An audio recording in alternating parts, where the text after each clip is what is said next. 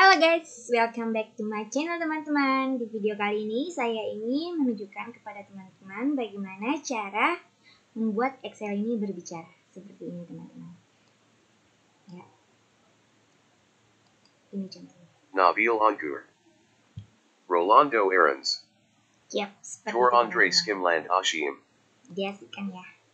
Seperti apa? Kita langsung saja teman-teman. Jadi di sini itu ada Customize Quick Access Toolbar, kita klik aja ini. Terus kemudian kita pilih yang More Comments. Terus di sini teman-teman di Choose Comments From, kita pilih Comments Not in the Ribbon. Nah sebelumnya aku ini dulu ya, remove dulu ya.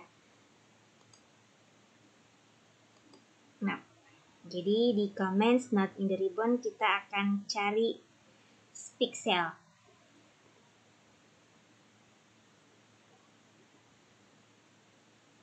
Ini dia teman-teman, kita klik aja add, terus pixel kalau kita mau stop gitu add juga, dan oke. Nah sekarang kita tinggal pilih teman-teman kayak tadi, misalkan di sini ya.